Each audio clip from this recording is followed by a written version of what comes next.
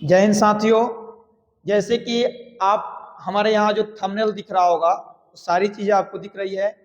ये जो अभी फर्स्ट शिफ्ट में बायोलॉजी का पेपर बीता हुआ है, उसमें तमाम विद्यार्थियों के द्वारा जो मेरे पास पेपर भेजा गया, उस पेपर के हिसाब से मैं जो साल भर मेहनत किया हूँ, उस मेहनत के जो फल है वो आपके बीच प्रस्तुत करेंगे हम पीडीएफ के माध्यम से। पूरे विद्यार्थी जो साल भर मेहनत कर रहे हैं, फिर भी विद्यार्थी को एक कॉन्फिडेंस नहीं रह रहा है कि मेरे द्वारा जो नोट्स पढ़ा जा रहा है उस नोट्स में से पता नहीं आएगा या नहीं आएगा। तो उसी चीज को हम दूर करने के लिए आपके बीच विश्वास स्वरूप एक पीडीएफ प्रस्तुत करेंगे कि जो मैं साल भर पढ़ाऊंगा उसी नोट्स को सिर्फ आप पढ़ाई कर रहे हैं, तो पूरे आपको विश्वास 100% के साथ होगा कि आप सिर्फ उस कॉपी को पढ़ लीजिएगा तो आपका पूरा तैयारी बिहार बोर्ड का हो जाएगा।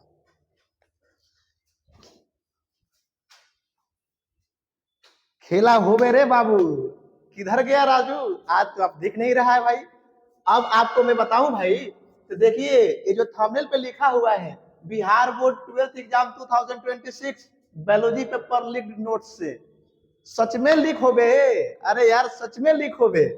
अब मेरा विद्यार्थियों को मैं सूचना देना चाहूंगा कि जो बहुत सारे शिक्षक भी और बहुत सारे भड़काऊ बातें जो आई हमारे सामने, विद्यार्थियों को चढ़ाया बढ़ाया गया कि अरे यार कुछ नहीं आता है पढ़ाया हुआ, ऐसा है वैसा है। तो आज एविडेंस भी सामने है, दूध का दूध पानी का पानी हो जाएगा। और जो विद्यार्थी मेरे सामने आए और जो बताए कि सर जहां हम पढ़े पूरे साल पढ़े, नोट से तो क्वेश्चन आया ही नहीं, क्या पढ़ाया गया? तो 5 नंबर का क्वेश्चन, जहां जो 5 नंबर वाला क्वेश्चन पूछा गया है उसको 2 लाइन में लिखवाया गया है भाई। तो 2 लाइन में आप जरा सोच के देखो, आप जरा सोच के देखो कि 5 नंबर का क्वेश्चन 2 लाइन में विद्यार्थी कैसे जवाब देगा, है कि नहीं है? तो भाई साहब अब तो पूरा खेला हो गया कि अब तो अब बाद में रोना धोना होगा कि बच्चों के सामने प्रस्तुत किया जाएगा कि माफ कर दीजिए, अगला बार रिजल्ट होगा, पिछला बार रिजल्ट होगा। रिजल्ट कितना होता है विद्यार्थियों को भी पता है ना। खैर वो बात की बात है, विद्यार्थी लोग के सामने तो सारी चीजें जाएंगी कि भाई कौन कितना पढ़ाया है और कितना बेस्ट तरीका से पढ़ाया है। बात समझ रहे हैं ना। और जिस टीचर को मैंने खड़ा किया, जिस टीचर को मैंने यहाँ पर लाया, वो वाकई में लाजवाब नहीं, अरे लाजवाबों से ऊपर लाजवाब है भाई। आप तो देखो तो अब इस तो विद्यार्थी तो उसका तो रिजल्ट तो सामने आएगा ही आएगा, वो रिजल्ट भी देखा जाएगा कि भाई रिजल्ट में क्या होता है। वो समय समय की बात है, समय समय की बात है। चलिए आपको एक एक करके मैं क्वेश्चन दिखा रहा हूं कि क्वेश्चन कैसे, अगर सच में बताऊं ना, तो अगर जो है नोट्स से पूरा क्वेश्चन अगर दिखाने का प्रयास करूं तो भाई साहब पूरा का पूरा क्वेश्चन कितना मैं पीडीएफ काटूं। लेकिन अब जितना मेरे से हो पाया है, मेरे से जितना हो पाया है, मैं खुद क्वेश्चन को काटा हूं, है ना। सर के पास समय नहीं थी कि सर जो है थोड़ी सी अलग अलग कामों में उलझे हुए हैं, लेकिन सर जो अपने नोट्स दिए बच्चों को उसमें से वो टिक आउट करके भी दिए थे कि सर ये क्वेश्चन जो आया है उसको काट कर बच्चों को दिखा दीजिए, प्रस्तुत कर दीजिए। चलिए दिखाते हैं आप लोगों को। देखिए ध्यान से क्वेश्चन को देखिएगा, और इसको कहा जाता है हूबहू लर्ना। ये नहीं कि एक लाइन मतलब कोई वर्ड आ गया और देखो रे हल्ला कर रहे, ये देखो रे मेरा क्वेश्चन आया, मेरा क्वेश्चन, ऐसे नहीं होता है भाई, ऐसे नहीं होता है। देख भाई कैसे क्वेश्चन आता है, देखो देखना भाई लोग, ये रहा आपके सामने जो है क्वेश्चन, लीजिए देखिए।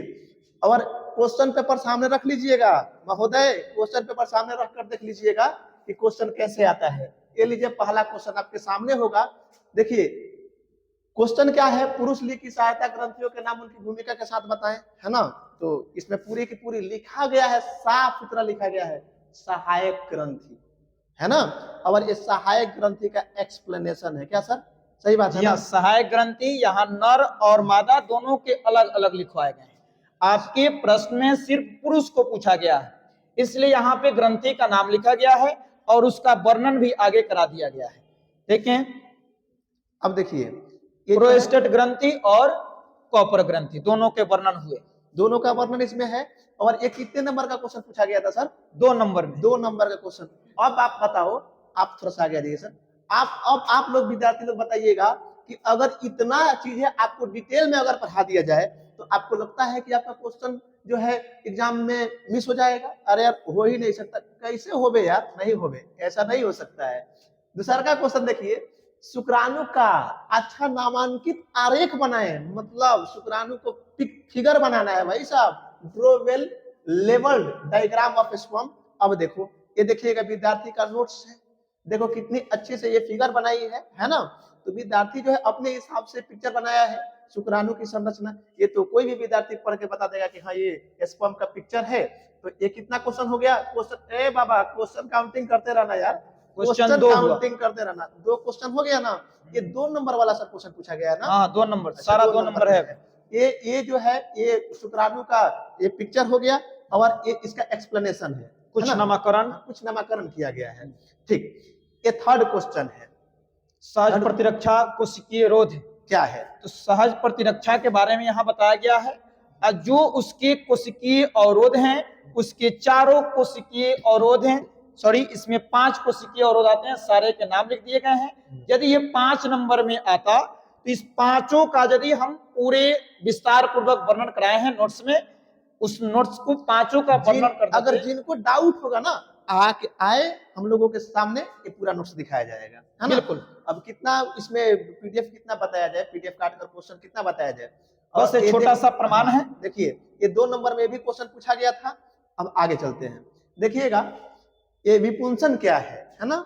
इसी को इमस्कुलेशन है। विपुंसन बायोलॉजी का सबसे महबूल्य चीजें है कि उसके हिंदी पे कम जाकर के उसके इंग्लिश को देखेंगे।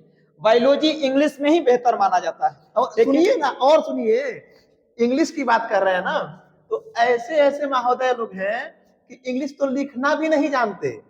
ठीक है, ये तो कहते हैं कि हमको इंग्लिश लिखना भी नहीं आता है। जरा सोच के देखिए कि अब क्वेश्चन को हम एक बार थोड़ा सा क्वेश्चन आप दिखा रहे थे ना मेरे को, हाँ। कि क्वेश्चन में थोड़ा सा मतलब इसमें जो है स्पेलिंग में अलग अलगाव किया गया है। हिंदी में भी पुंजीकरण भी लिखता है, हिंदी में थोड़ा सा जो है डिफरेंट है, बट इंग्लिश में कोई डिफरेंट नहीं होगा, है ना?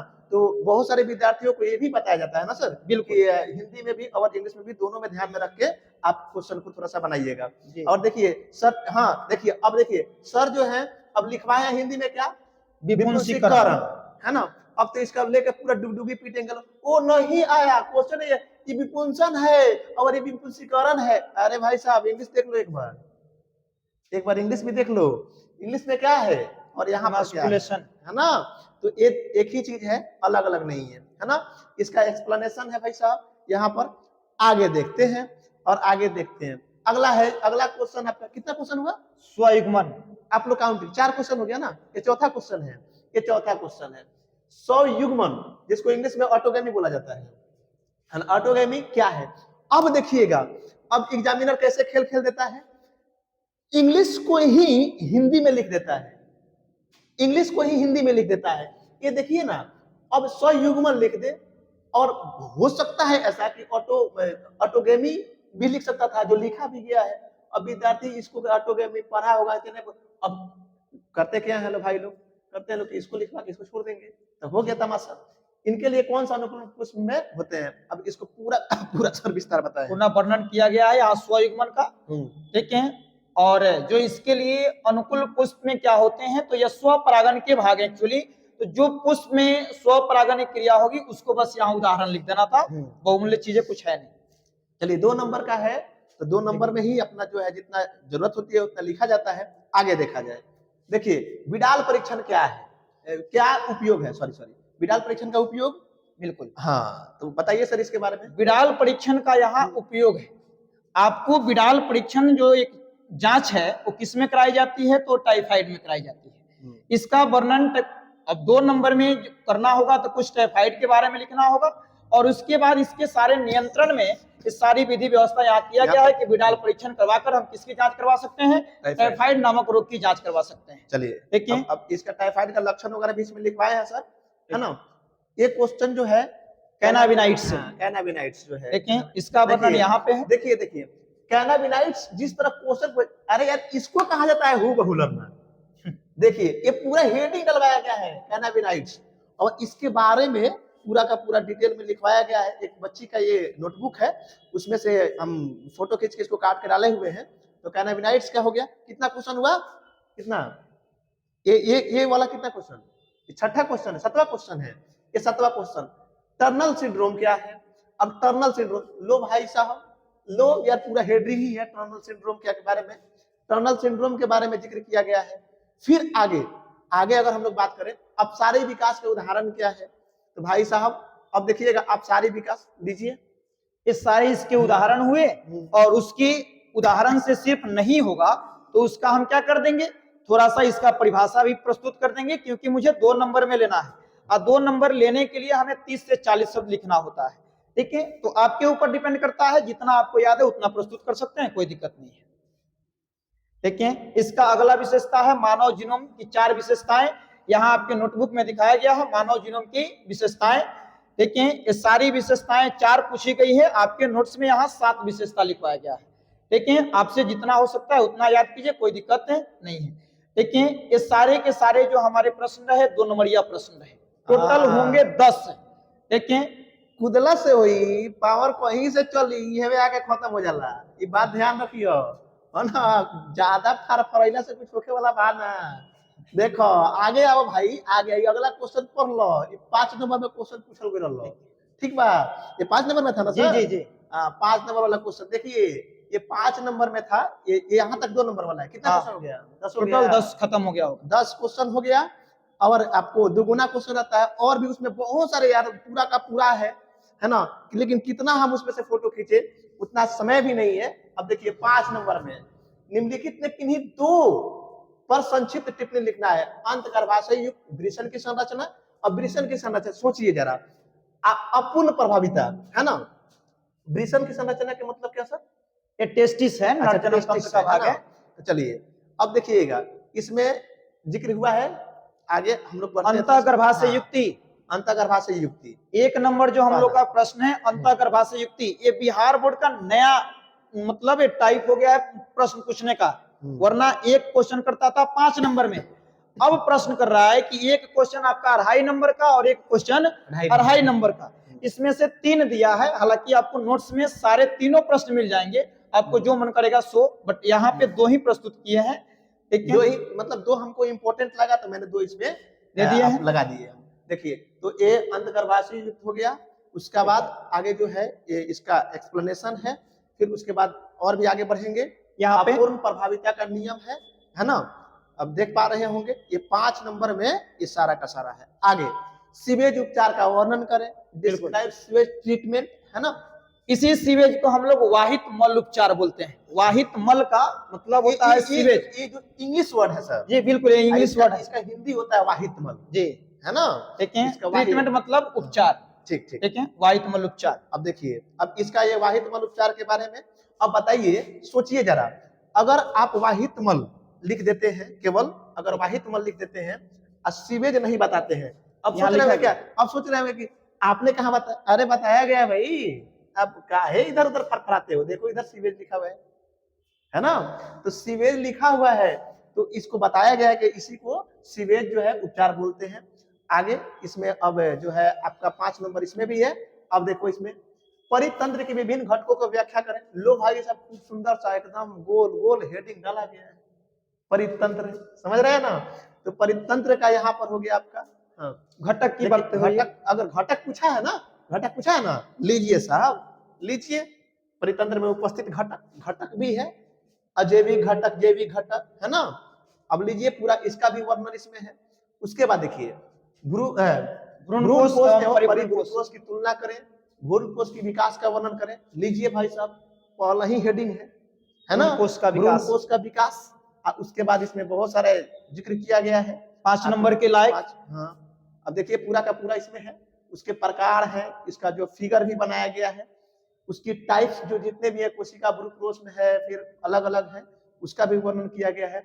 अब बताइए साहब, कहाँ गया नोट्स, कहाँ गया आपका नोट्स जी? तो ज्यादा तो अब समझिए करते हैं कि पावर कहाँ से शुरू होला, कहीं से शुरू होके खत्म, यहाँ आके खत्म। ठीक बा, तो मिलेंगे भाई नेक्स्ट वीडियो में। अब बारी इंग्लिश की है ना, तो इंग्लिश के दिन भी आपसे मिलेंगे ऐसा ही एकदम झकास तरीका से। ठीक है, आज के लिए इतना ही, टाटा बाय बाय, ख्याल रखिए। और विद्यार्थियों एक बार कर दो शेयर यार अपने दोस्तों के पास कि जो विद्यार्थी चापलूसी में फंसे हुए हैं ना, तब पोटला से ना होई है ना, पढ़ावला से कुछ होला, तब पोट पोट के थोड़ी कुछ कर जाला यार। अब लड़का लोग को ये समझ में थोड़ी सी कम आती है, हो सकता है बच्चियां नादान हो सकते हैं बच्चे नादान हो, है ना। तो बच्चे नादान हैं तो उनको तो बहलाया फुसलाया जा सकता है, लेकिन जब सबूत सामने आता है ना, तब समझ में सारी बात आ जाती है कि हाँ कौन बेहतर है और कौन किसका कॉपी करता है। हम तो सुने भी थे कि फलनामा सर हमारा कॉपी करते हैं, तो कभी मौका मिलेगा तो नोट्सवा लेके आ जाइएगा कि फलनामा सर कॉपी करते हैं कि चिल्लवा सर कॉपी करते हैं, समझ में आ ही जाएगा। ठीक है भाई, चलिए आज के लिए इतना ही। बस हम सभी विद्यार्थियों से यही बोलना चाहते हैं कि बाबू, कहा गया है कि हथियार कितना भी मजबूत क्यों ना हो, चलाने वाला भी मजबूत होना चाहिए। मैं कितना भी बेहतर क्यों ना पढ़ा दूं, बशर्ते एग्जाम देना है हमारे विद्यार्थियों को, तो बस हमें इंतजार है सिर्फ और सिर्फ एक अच्छे खासे विद्यार्थियों की। जिस दिन विद्यार्थियों की साथ मिलेगी, शायद हम लोग अपना एक स्थान बिहार में जरूर रखेंगे, जरूर रखेंगे।